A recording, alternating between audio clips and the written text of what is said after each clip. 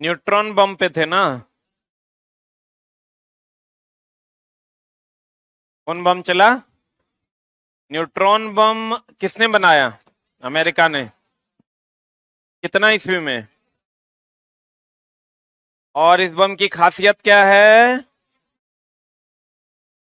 इमारतों को कोई नुकसान नहीं पहुंचाएगा और जीव जंतु क्या हो जाएंगे? मर जाएंगे। सही है ना? हम बोले थे आपको हाइड्रोजन बम का जो ताकत है परमाणु बम से कितना गुना ज्यादा? 1000 गुना ज्यादा। हाइड्रोजन बम की जो ताकत है वो परमाणु बम से कितना गुना ज्यादा है? 1000 गुना ज्यादा है। परमाणु बम में मेनली चला क्या यूज होता है? यूरेनियम यूज होता है। क्या यूज होता है? और ये चांदी के जैसा सफेद होता है। किसके जैसा? चांदी जैसा सफेद होता है। इसका जो मुख्य अयस्क है वो क्या है? Pinch blade. यूरेनियम का मुख्य अयस्क क्या है चला? पिंच ब्लेड है। यूरेनियम का मुख्य अयस्क क्या है? Pinch blade. और यूरेनियम कैसा होता है? चांदी जैसा सफेद। इसको हम लोग भविष्य का ईंधन भी कहते हैं। किसका ईंधन कहते हैं? देखो, हाइड्रोजन बम परमाणु बम की अपेक्षा कितना गुना अधिक शक्तिशाली है? यूरेनियम हो गया 92, 235 या 238 दोनों होता है। यह चांदी के जैसा सफेद है। इसका अयस्क है पिंच ब्लेड या कार्नेटाइट। इसमें 238 प्रकृति में सर्वाधिक पाया जाता है। सबसे ज्यादा क्या पाया जाता है? 235 की 238? 238 सबसे ज्यादा पाया जाता है। अब देखो, हम लोग सबसे ज्यादा यूरेनियम 235 विखंडनीय है। अगर आपको कहेगा कि सबसे ज्यादा विखंडनीय कौन है, जो सबसे ज्यादा विखंडित होता है, वो है यूरेनियम 235। यूरेनियम 235। लेकिन प्रकृति में उपलब्ध कौन है सबसे ज्यादा? 238। प्रकृति में उपलब्ध है सबसे ज्यादा यूरेनियम 238। लेकिन सबसे ज्यादा विखंडन किसका होता है? 235 का। तो सबसे ज्यादा उपयोगी कौन है लेकिन उपलब्ध कौन है? 238। कहते हैं यूरेनियम 235 विखंडनीय है। इसका उपयोग नाभिकीय ईंधन के रूप में, इसका उपयोग नाभिकीय विखंडन बमों को बनाने में किया जाता है। जापान के हिरोशिमा और नागासाकी शहरों पर गिराए जाने वाले बम क्रमशः कौन कौन थे? यूरेनियम और प्लूटोनियम ना। हिरोशिमा पर गिराया गया था 235 और नागासाकी पर 239। अब देखो परमाणु रिएक्टर, ध्यान देना चला। परमाणु रिएक्टर क्या है? परमाणु रिएक्टर से हम लोग मेनली बिजली पैदा करते हैं। क्या पैदा करते हैं? आपको कहेगा ये बिजली पैदा कैसे होती है गुरुजी? तो बिजली देखो कैसे पैदा होती है। जनरेटर को घुमाते हैं तो बिजली पैदा होती है। जनरेटर को जब हम लोग घुमाते हैं चला जी, तो क्या पैदा होती है? बिजली पैदा।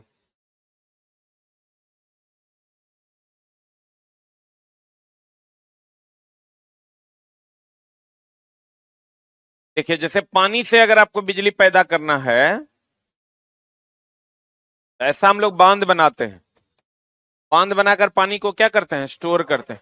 और तब यहां से एगो पानी एगो छेद कर देते हैं। छेद से चला पानी इस पर गिराते हैं। तो पानी अगर इस पर गिरेगा तो ये ऐसे से घूमेगा। इसको हम लोग कहते हैं टरबाइन। क्या कहते हैं इसको? और टरबाइन से जुड़ा हुआ होता है जनरेटर। आई जब टरबाइन घूमता है तो ये साफ्ट घूमता है, साफ्ट घूमता है, जनरेटर घूमता है, जनरेटर घूमता है तो बिजली पैदा होता है। ये करंट पैदा होता है। ये मामला है। जब इस पर आप पानी गिराइएगा ना, तो पानी गिरने के बाद ही घूमेगा टरबाइन। टरबाइन जब घूमेगा तो ये साफ्ट घूमेगा। आई साफ्ट घूमेगा, जनरेटर घूमेगा, जनरेटर घूमेगा तो बिजली पैदा हो। बोलन रे। जैसे आप गांव घर में देखते होंगे, यहां पर इंजन लगा होता है। इंजन से यहाँ डायनमो यानी जनरेटर कनेक्टेड होता है। जब इंजन घूमता है, जनरेटर घूमता है, जनरेटर घूमता है तो बिजली मिलती है। आप गांव घर में जो जनरेटर आप देखते हैं, तो ये वाला पार्ट जनरेटर और ये वाला पार्ट इंजन है। बोलन रे। तो जब इंजन घूमता है तो जनरेटर घूमता है, जनरेटर घूमता है तो क्या पैदा होता है? बिजली पैदा होता है। यही मामला है। अब चला, भाप से भी हम लोग बिजली पैदा करते हैं। ये तो पानी से बिजली पैदा करना हो गया, इंजन से बिजली पैदा करना हो गया, भाप से भी हम लोग बिजली पैदा करते हैं। कैसे? पहले आप यहां पर बॉयलर ले लीजिए। क्या ले लीजिए? आप बॉयलर के पानी को आग लगाकर आग से गर्म कीजिए। आग से क्या कीजिए? यहां से भाप निकले, पानी एकरा में डाला हुआ है तो पानी डाला हुआ है तो भाप निकलेगा। तो भाप को लेके चले जाइए फिर टरबाइन पे। कहां पर? टरबाइन जब घूमेगा तो फिर जनरेटर घूमेगा, आज जनरेटर घूमेगा तो बिजली मिलेगा। नहीं समझे? पानी को गर्म किए बॉयलर में, आग गर्म करने के बाद ये भाप यहां लेके गए तो भाप से ही टरबाइन चलता है। वहां पानी से चल रहा था, यहाँ किससे चलता है? भाप से। ये टरबाइन जब चलता है तो जनरेटर को चलाता है, जनरेटर जब चलता है तो क्या पैदा होता है? बिजली। बोलो। तो चला, ये पानी को गर्म करने के लिए यहाँ पर पर्याप्त बहुत अधिक मात्रा में कोयले की खपत होती है। हमारे यहाँ किसकी खपत होती है? कोयला का। लेकिन अगर आप जो समुद्र के किनारे बचे बसे जो देश हैं, वो लोग यहाँ पर नाभिकीय रिएक्टर का प्रयोग करते हैं। हम लोग जो कहते थे कि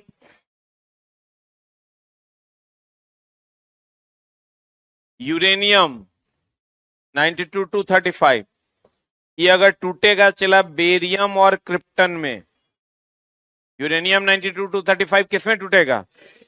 साथ में बहुत अधिक मात्रा में ऊष्मा निकालता है, और यही ऊष्मा से हम लोग पानी गर्म करते हैं।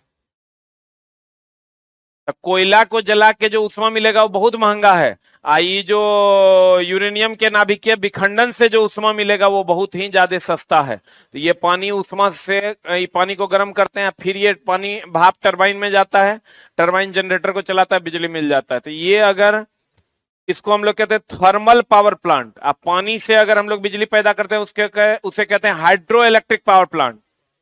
बोलन रे, ये जितना एनटीपीसी सब है, एनटीपीसी में क्या होता है? वो थर्मल पावर प्लांट है। वहां कोयला को जलाया जाता है, जलाकर पानी गर्म किया जाता है, और पानी गर्म करने के बाद टरबाइन चलाया जाता है, टरबाइन चलने से जनरेटर चलता है, और जनरेटर चलता है तो क्या मिलता है? बिजली मिलता है। तो थर्मल पावर प्लांट में ऊष्मा पैदा करके बिजली पैदा की जाती है, हाइड्रो इलेक्ट्रिक पावर प्लांट में पानी के द्वारा बिजली पैदा की जाती है। बोलन रे। वैसे अगर इसको थर्मल पावर प्लांट दो प्रकार का हो गया, एगो अगर कोयला से है तो थर्मल पावर प्लांट, अगर न्यूक्लियर एनर्जी से है यानी यूरेनियम से है तो उसको न्यूक्लियर पावर प्लांट कहते हैं। बोलन रे, नाभिकीय परमाणु संयंत्र कहते हैं। अब देखिए,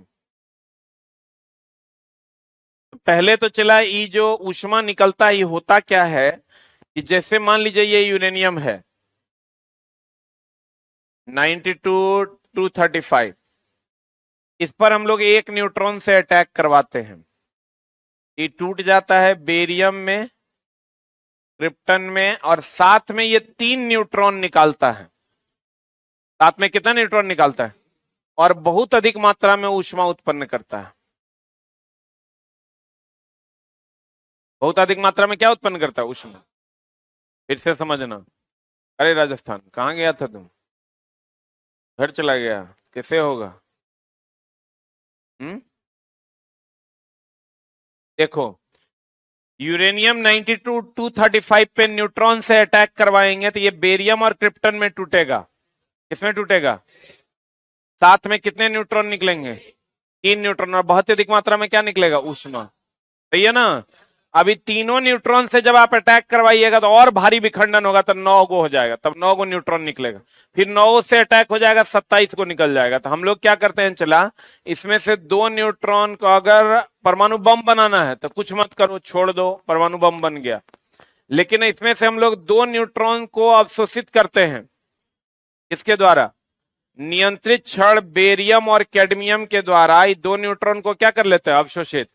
और 1 न्यूट्रॉन जो बच जाता है उसको फिर अटैक करवाते हैं। लेकिन अटैक करवाने से पहले इसको रोकने का काम भी करते हैं मंदक के द्वारा। मंदक के रूप में D2O और ग्रेफाइट का उपयोग करते हैं।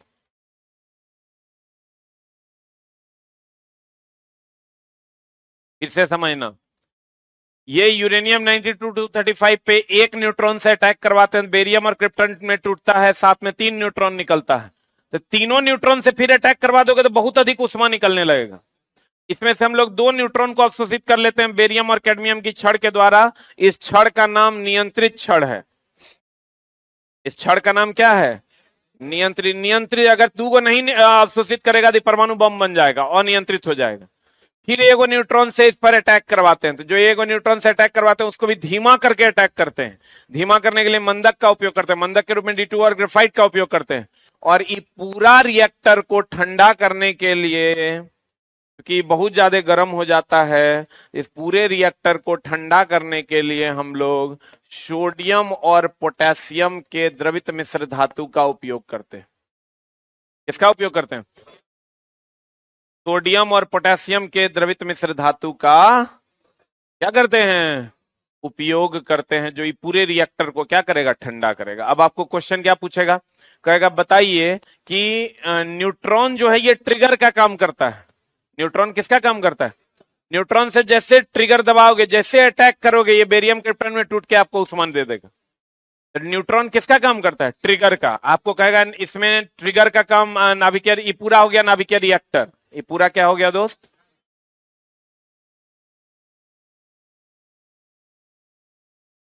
ये पूरा हो गया नाभिकीय रिएक्टर। ये पूरा क्या हो गया? तो कहते हैं, देखिए अगर आपको कहेगा कि बताइए नाभिकीय रिएक्टर विखंडन है कि संलयन है? अरे ये भारी परमाणु टूटता है ना हल्के में, तो विखंडन ना है। और इस पर, इसमें ट्रिगर का काम कौन करता है? न्यूट्रॉन। नियंत्रित छड़ के रूप में हम लोग किसका उपयोग करते हैं? बेरियम और कैडमियम का। अनियंत्रित छड़ का काम है न्यूट्रॉन को अवशोषित करना। नियंत्रित छड़ का काम क्या है? न्यूट्रॉन को क्या करना? अवशोषित करना। अब मंदक के रूप में हम लोग D2 और ग्रेफाइट का उपयोग करते हैं। अब मंदक का काम है जो एक न्यूट्रॉन से हम अटैक करवाते हैं उसको मंदित करना। मंदित करना मतलब धीमा करना। मंदक का काम न्यूट्रॉन को अवशोषित करना नहीं है, क्या करना है? धीमा करना। और नियंत्रित छड़ का काम धीमा नहीं करना है, अवशोषित करना। और शीतक का काम क्या है? ठंडा करना। अच्छे शीतक का काम है केवल ठंडा करना, अवशोषित या मंदित करना उसका काम नहीं है। अच्छे नियंत्रित छड़ का काम है अवशोषित करना, मंदित करना उसका काम नहीं है। अच्छे मंदक का काम है मंदित करना, अवशोषित करना उसका काम नहीं है। बोलन रे। अब देखो, जिस रिएक्टर में D2O का उपयोग मंदक के रूप में किया जाता है उस रिएक्टर का नाम है स्विमिंग पूल रिएक्टर। कौन रिएक्टर? और जिस रिएक्टर में ग्रेफाइट का उपयोग किया जाता है उस रिएक्टर का नाम है परमाणु पाइल रिएक्टर या पाइल रिएक्टर। अगर आपको याद ना रहे तो D2O को भारी जल कहते हैं, तो जल होगा तो स्विमिंग पूल होगा, और ग्रेफाइट होगा तो परमाणु पाइल होगा। बोलो रे। तीन बताओ, ये पूरा का पूरा रिएक्टर, ये जो उष्मा मिला यही उष्मा चला बॉयलर को पानी गर्म करने में हम लोग दे देंगे। आई बॉयलर से भाप निकल के टरबाइन में जाएगा, टरबाइन जनरेटर को चला देगा, जनरेटर को चला देगा तो बिजली पैदा नहीं हो जाएगा? बोलो। खोजकर्ता इसके कौन थे? परमाणु रिएक्टर या नाभिकीय रिएक्टर के बात है चला। इसका निर्माण नियंत्रित नाभिकीय विखंडन अभिक्रिया है कि अनियंत्रित है? अनियंत्रित है। इसमें 2 न्यूट्रॉन को हम अवशोषित कर लेते हैं तो ये नियंत्रित हो जाता है। अगर तीनों से अटैक करवाएंगे तो अगला बार में 3 को निकलेगा, फिर 9 को निकलेगा, फिर अगला बार में 27 को निकलेगा। तो हम लोग कितने 2 न्यूट्रॉन को अवशोषित करके इसको नियंत्रित करते हैं कि अनियंत्रित है? यही कभी कभार अनियंत्रित हो जाता है, नहीं अवशोषित कर पाता है तो वही बन जाता है परमाणु बम का रूप लेने लगता है। तो उसको जो है समुद्र में डाल दिया जाता है। जो समुद्र किनारे बसे शहर हैं उसको अगर ये तीनों न्यूट्रॉन मान लीजिए अवशोषित नहीं कर पाया और ज्यादा न्यूट्रॉन से अटैक होने लगा तो उसको समुद्र में क्या करता है? डंप कर देता है। डंप कर देगा तो फिर उसका कोई उपयोग नहीं रह जाएगा। इनका निर्माण नियंत्रित नाभिकीय विखंडन अभिक्रिया पर किया जाता है। भारत का सबसे बड़ा परमाणु संयंत्र कहाँ है? तारापुर परमाणु पावर स्टेशन है।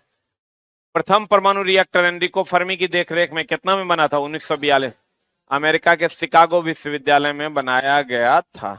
आप समझिए, जब हम लोग देश की आजादी की जंग लड़ रहे थे, अंग्रेजों से लड़ रहे थे, तब अमेरिका क्या कर रहा था?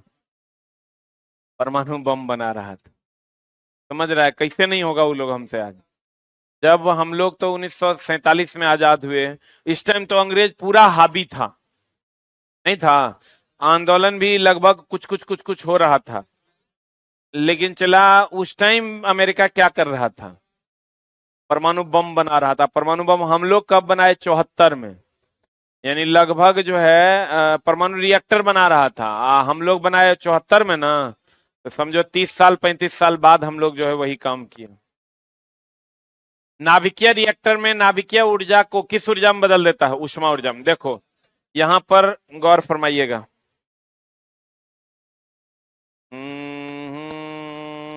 ला ला ला ला ला ला। हाँ देखो, ये भाप यहां से निकल कर आया, ये टरबाइन को चलाएगा, और टरबाइन से क्या चलेगा? जनरेटर, और जनरेटर चलेगा तो उससे विद्युत मिल जाएगा। और यहां से ही भाप जो है ना चलाई कंडेंसर में आता है। कहां आता है? कंडेंसर का काम है भाप को पानी में बदल देना। कि जो भाप यहां से आता है इसको पानी में बदल के फिर यहां दे देंगे, फिर गर्म होके भाप होके फिर यहां आएगा। नहीं समझा? देखो यहां पर पानी गर्म हुआ, गर्म हुआ रे, वाष्प बना, वाष्प बन के ये टरबाइन को चलाया, टरबाइन जनरेटर को चलाया, फिर ये भाप पानी बनकर इधर आया, फिर भाप इधर आया, इधर आने के बाद ठंडा होकर कंडेंसर में पानी बना, अब पानी बन के फिर यहां चल गया, फिर गर्म होके फिर वही प्रक्रिया चालू हो गई। बोलो रे, कभी कभी क्वेश्चन पूछता है कि कंडेंसर का काम क्या है, तो वाष्प को किस में बदल देना? द्रव में। वाष्प को द्रव में बदलना कंडेंसर का काम क्या है? ऐसे भी इसको संघनक कहते हैं, आपको पीछे पढ़ाए हम। संघनन क्या है? जो वाष्प को किस में बदल दे? द्रव में बदल। तो बता इसमें क्या होता है? नाभिकीय ऊर्जा जो है, नाभिकीय रिएक्टर में जो नाभिकीय ऊर्जा है यूरेनियम की, यूरेनियम 92-235 की, नाभिकीय ऊर्जा को उष्मा ऊर्जा में बदलकर ही ना भाप बनाया जाता है। तो उष्मा ऊर्जा में बदलकर भाप बनाया जाता है, और फिर उष्मा ऊर्जा में बदलकर विद्युत ऊर्जा प्राप्त किया जाता है। यहाँ जो उष्मा ऊर्जा होती है, चला यहाँ जो उष्मा ऊर्जा होती है, इसी से ना फिर विद्युत प्राप्त किया जाता है।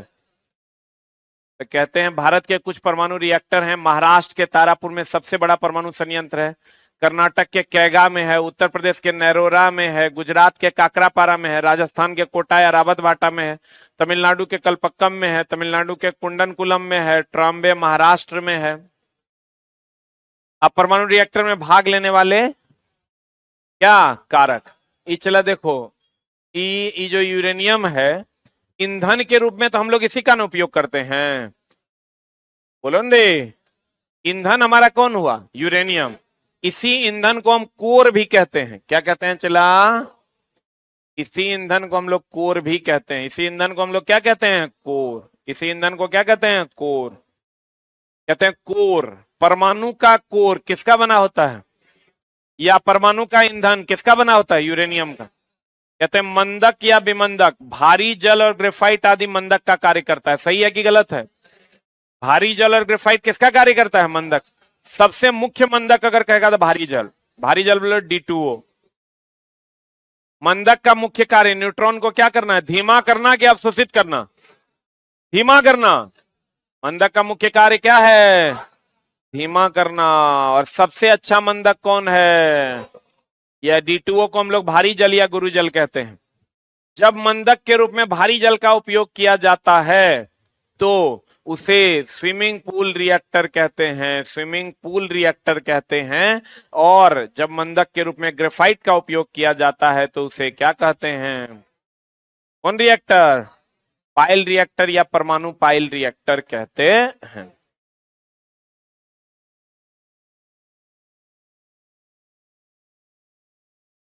देखो यही चला न्यूक्लियर रिएक्टर है। यह नियंत्रित छड़ हो गया जो न्यूट्रॉन को अवशोषित करेगा। यहां से जब हीट आएगा तो ये पानी को वाष्प बना देगा। वाष्प बनाएगा, टरबाइन चलाएगा, टरबाइन चलाएगा, जनरेटर चलेगा, जनरेटर चलेगा तो क्या मिलेगा? बिजली मिलेगा। और ये कंडेंसर है जो फिर ये वाष्प को पानी में बदल के फिर यहां भेज देता है। बोरोन तथा कैडमियम की छड़ को कौन छड़ कहते हैं? नियंत्रित छड़। यह न्यूट्रॉन को अवशोषित करता है कि मंदित करता है? क्या करता है? देखिए, हर रिएक्टर में जर्कोनियम का होना अनिवार्य है। हर रिएक्टर में किसका होना अनिवार्य है? जर्कोनियम। क्यों? क्योंकि ये न्यूट्रॉन को अवशोषित करता है। न्यूट्रॉन को क्या करता है? एगो सेफ्टी समझ लो ये, कि न्यूट्रॉन अगर अवशोषित होगा तो परमाणु बम कभी नहीं ना बनेगा न्यूक्लियर रिएक्टर। तो हर रिएक्टर में जर्कोनियम का होना अनिवार्य है। जर्कोनियम एक ऐसा धातु है जो ऑक्सीजन तथा नाइट्रोजन दोनों में जलते हैं एवं इसमें न्यूट्रॉन को अवशोषित करने का गुण पाया जाता है। अतः किसी भी नाभिकीय रिएक्टर में किसका होना आवश्यक है? जर्कोनियम, क्योंकि यह न्यूट्रॉन को अवशोषित कर लेता है। शीतक, शीतक के रूप में हम बोले तो सोडियम और पोटेशियम। शीतक के रूप में उसका काम केवल ठंडा करना है कि न्यूट्रॉन को अवशोषित और धीमा करना? अतः सोडियम तथा पोटेशियम के द्रवित मिश्र धातु किसका काम करते हैं? शीतक का।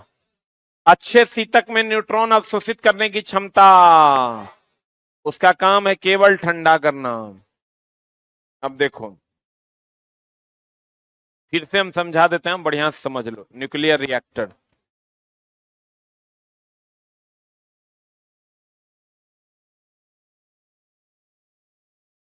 ये चला हो गया न्यूक्लियर रिएक्टर। क्या हो गया ये? इसमें ये यूरेनियम लिए, क्या लिए? यूरेनियम 92 235, और इस पर हम लोग न्यूट्रॉन से अटैक करवा दिए। किससे अटैक करवा दिए?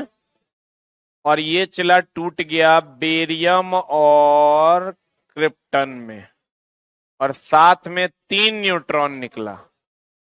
साथ में कितना न्यूट्रॉन निकला? आप कहेगा तीने निकलेगा जी, तीने निकलेगा, और बहुत अधिक मात्रा में ऊष्मा निकलता। अभी 3 न्यूट्रॉन से अगर हम अटैक करवा देते हैं तो फिर चला 9 गो निकलेगा, और ये ऊष्मा की मात्रा भी बढ़ जाएगी। इसका उपाय क्या है कि 2 गो न्यूट्रॉन को हम लोग नियंत्रित छड़ के द्वारा अवशोषित कर लेते हैं।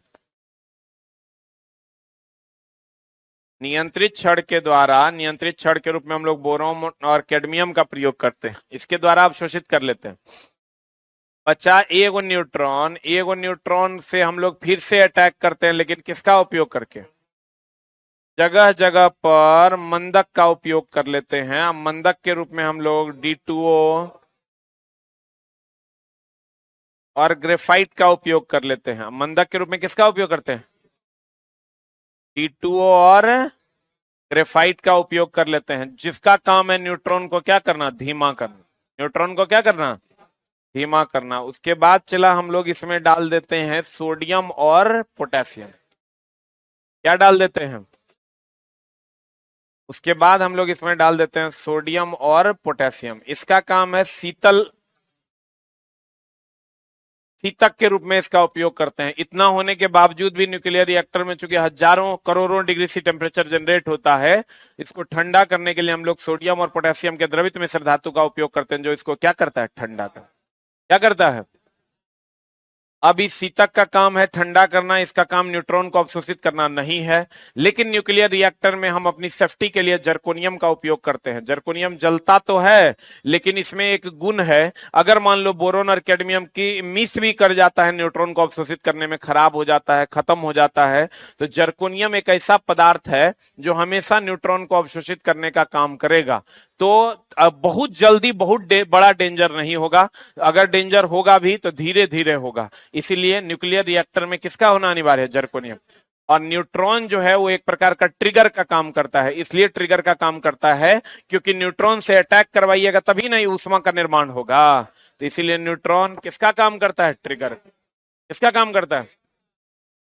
ट्रिगर का काम करता है। उम्मीद करते हैं आप लोग समझ गए होंगे। बोलन रे, कहीं पर जगह है तो फिगरवा बना दो, एक ही फिगर से आपका सारा काम हो जाएगा।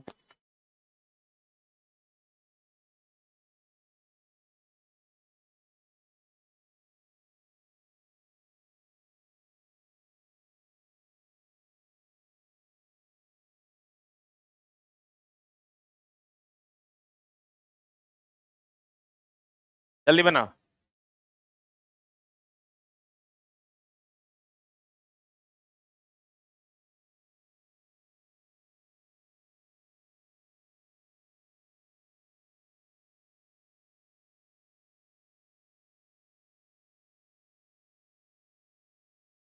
हो गया। यूरेनियम 92 235 किसमें टूटेगा? बेरियम और क्रिप्टन में। साथ में कितने न्यूट्रॉन निकलेंगे? 3। क्लियर है? चला। तो नियंत्रित छड़ का काम है न्यूट्रॉन को क्या करना? अवशोषित करना। और मंदक का काम है मंदित करना। मंदित करना मतलब क्या करना? धीमा करना। अब देखो, एक होता है इलेक्ट्रॉन वोल्ट, नाम सुने हो? चला, क्वेश्चन कभी कभी पूछ देता है इलेक्ट्रॉन वोल्ट किसका मात्रक है? ऊर्जा का। जैसे जूल ऊर्जा का मात्रक है ना, चला, वैसे लिख लेना इलेक्ट्रॉन वोल्ट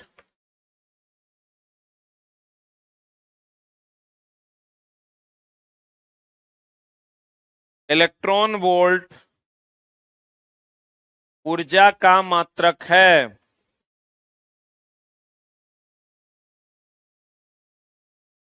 इलेक्ट्रॉन वोल्ट किसका मात्रक है? ऊर्जा का मात्रक है। एटॉमिक मास यूनिट, एएमयू बोले तो चला, एटॉमिक मास यूनिट। एक एएमयू बराबर कितना mega electron volt? 931 mega electron volt. या मिलियन नहीं होगा, यहां मेगा होगा। अथवा 1.4896 × 10⁻⁻10 जूल। 1 मेगा इलेक्ट्रॉन वोल्ट बराबर होता है 1.6 × 10⁻13 जूल। एक और लिख लो, जो पूछता है वही नहीं लिखा है। 1 electron volt is equal to 1.6 × 10⁻⁻19 joule. Is very very important. 1 electron volt is equal to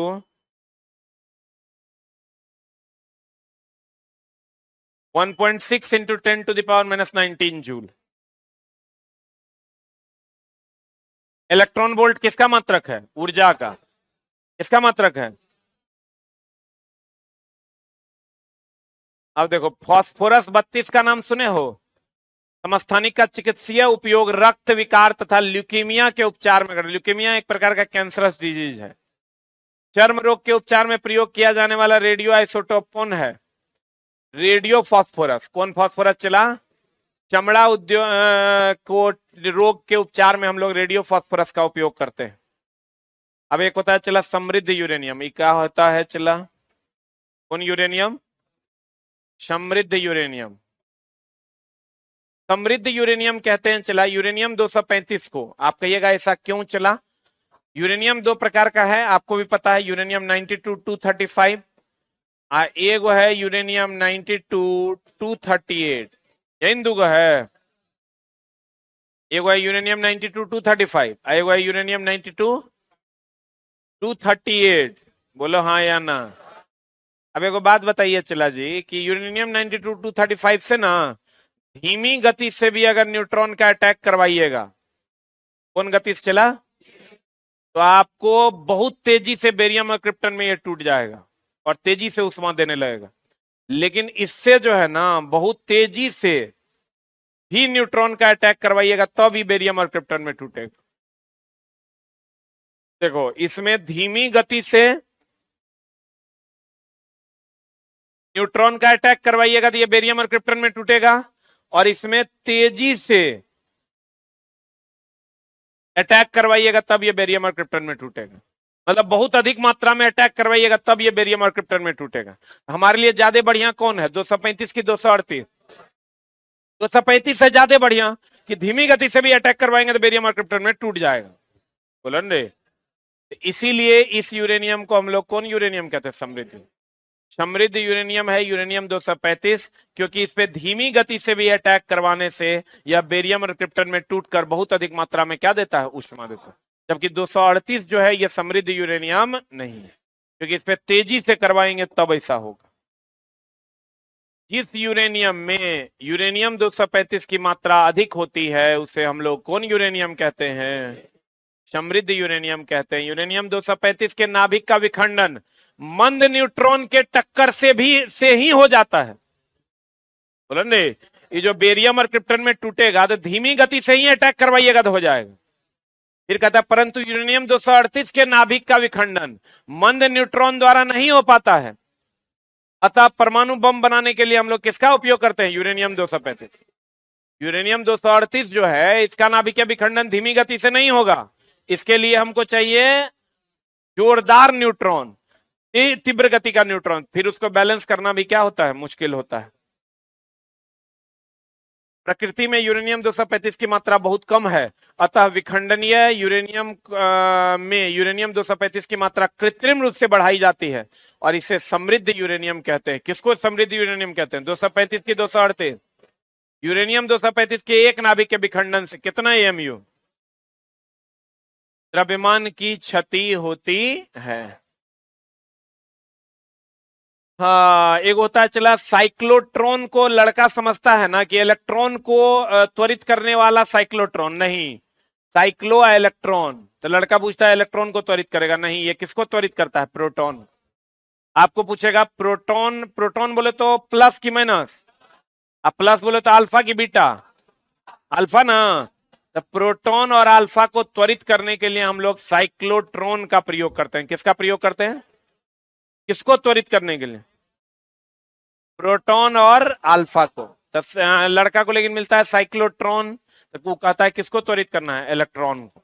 लेकिन ऐसा नहीं है, हम लोग साइक्लोट्रॉन किसको त्वरित करने के लिए यूज करते हैं? प्रोटॉन और किसके लिए? अल्फा के लिए।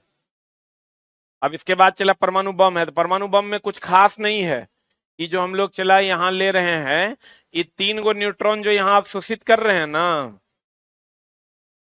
ये मंदक को हटा दीजिए,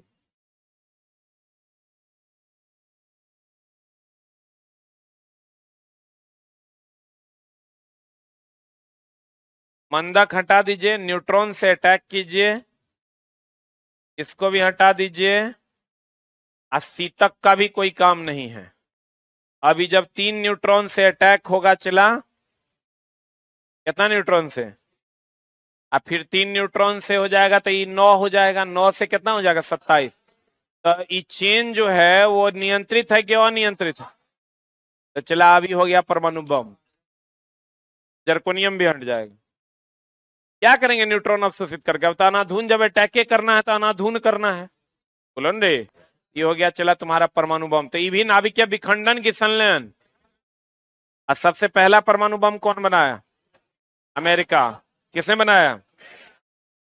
नाभिकीय विखंडन के सिद्धांत पर निर्मित विस्फोटक को परमाणु बम या नाभिकीय बम कहते हैं।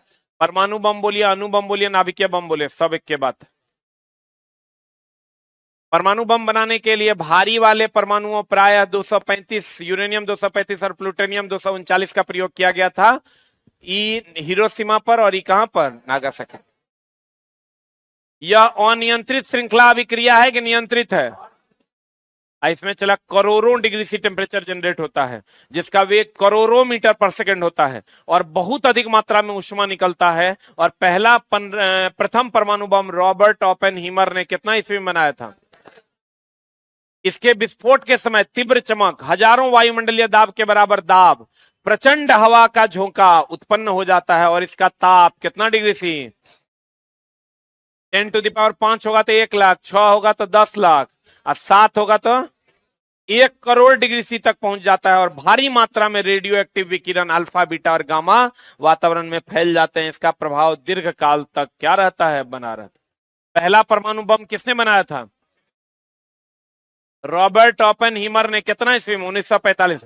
अब पहला परमाणु रिएक्टर बनाया गया था 1942 में, इससे 3 साल पहले। और वो था पहला परमाणु रिएक्टर एनरिको फर्मी की देखरेख में बना था। कितने ईस्वी में? 1942 में। अब पहला परमाणु बम बना था ओपेनहीमर की देखरेख में, कितना ईस्वी में? 1945। तब ना 6 अगस्त 1945, 9 अगस्त 1945 को परमाणु बम गिराया गया था। जबकि परमाणु रिएक्टर कितना में बन गया था? 1942 में। कितना में? कितना में? एक लाइन लिखिएगा।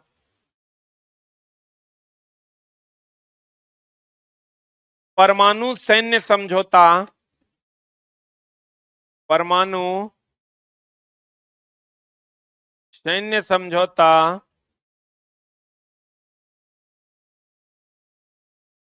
परमाणु सैन्य समझौता के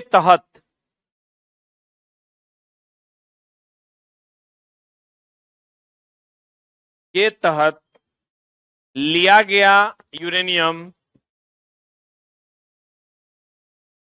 लिया गया यूरेनियम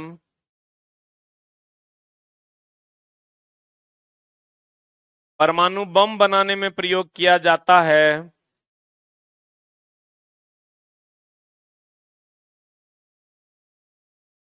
परमाणु बम बनाने में प्रयोग किया जाता है।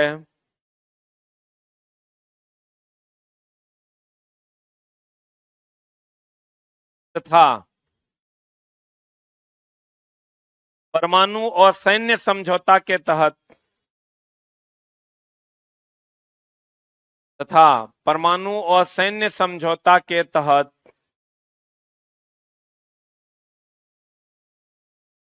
लिया गया यूरेनियम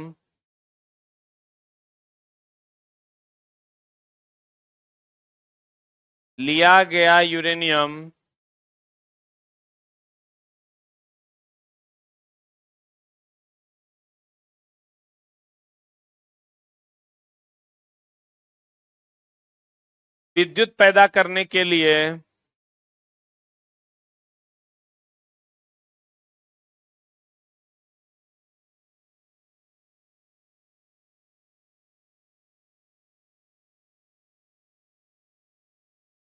उपयोग में लाया जाता है। विद्युत पैदा करने के लिए उपयोग में लाया जाता है। परमाणु सैन्य समझौता के तहत अगर लिया जाएगा तो उसके परमाणु बम बनाएंगे, और सैन्य समझौता के तहत अगर लिया जाएगा तो क्या उत्पन्न करेंगे? सैन्य समझौता मतलब हथियार बनाने के लिए, और सैन्य समझौता मतलब देश के विकास के लिए। बोलन रे, तो जितने भी लोगों ने चला यूरेनियम खरीदा है और सैन्य समझौता के तहत, और उन्होंने फिर परमाणु बम उसका बना लिया। तो कहने का मतलब यह हुआ कि परमाणु बम होगा तो नियंत्रित कि अनियंत्रित? आप बोरोन और कैडमियम की छड़ को नियंत्रित छड़ कहते हैं, जो न्यूट्रॉन को क्या करता है? अवशोषित करता है। मंदक के रूप में D2O और ग्रेफाइट का उपयोग करते हैं, उसका काम है न्यूट्रॉन को धीमा करना। जर्कोनियम न्यूट्रॉन को अवशोषित करता है। और सोडियम और पोटेशियम के द्रवित मिश्र धातु का उपयोग शीतक के रूप में किया जाता है। इन बात है। पहला परमाणु बम बना था 1945 में, ओपेनहीमर ने बनाया था। अब पहला परमाणु रिएक्टर 1942 में एनरिको फर्मी ने बनाया था। परमाणु बम, अणुबम, नाभिकीय बम सब एक के हैं। बोलन रे, क्लियर है? सब समृद्ध यूरेनियम यूरेनियम 235 को कहते हैं, क्योंकि इसमें धीमी गति से भी न्यूट्रॉन का अटैक करवाइएगा तो ये बेरियम और क्रिप्टन में क्या होगा? टूट जाएगा। और 238 जो है वो समृद्ध यूरेनियम नहीं है। क्लियर है? समझ में आया कि नहीं आया?